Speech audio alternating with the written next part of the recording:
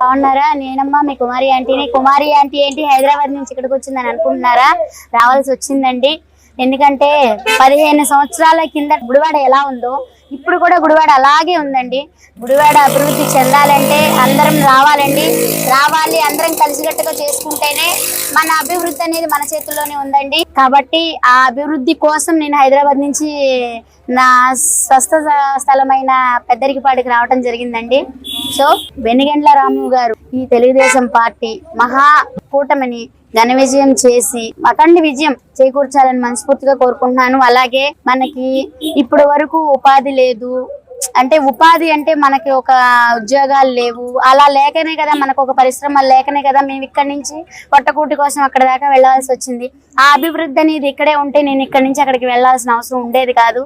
So ఆ అభివృద్ధి ఏ ఊరికి ఆ ఊరు అభివృద్ధి అంటే నాయకుడు అనేది మంచి నాయకుడు వస్తేనే ఆ అభివృద్ధి అనేది విజయవంతం అవుతుందండి. సో ఈసారి మహాకూటమి వచ్చింది, అందరూ కలిసి ఉంటే కలదు సుఖం.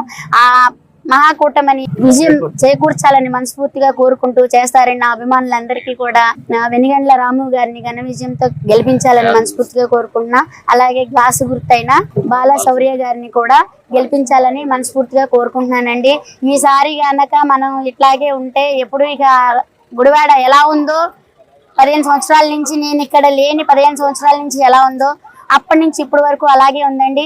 ఈ గుడివాడను అనేది మనం అభివృద్ధి చేసుకోవాలంటే ఖచ్చితంగా గెలిపించుకోవాలండి. అలాగే ఈ సందర్భంగా నేను మన అందరినీ కూడా కోరుకుంటున్నానండి, మన నాయకులైనటువంటి వాళ్ళందరికీ కూడా ఉపాధి లేని వాళ్ళకి ఉపాధి కల్పించాలని, ఉద్యోగాలు లేని వాళ్ళకి ఉద్యోగాలు కల్పించాలని. అనారోగ్యం అనేది చాలా మంది బాధపడుతున్నారండి.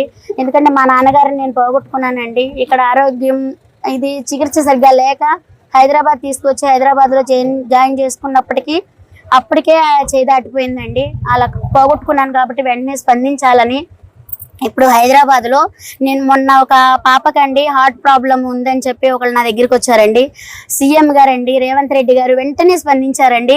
నా ద్వారా ఒక పాపకి హెల్ప్ జరుగుతున్నందుకు నాకు చాలా సంతోషంగా ఉంది.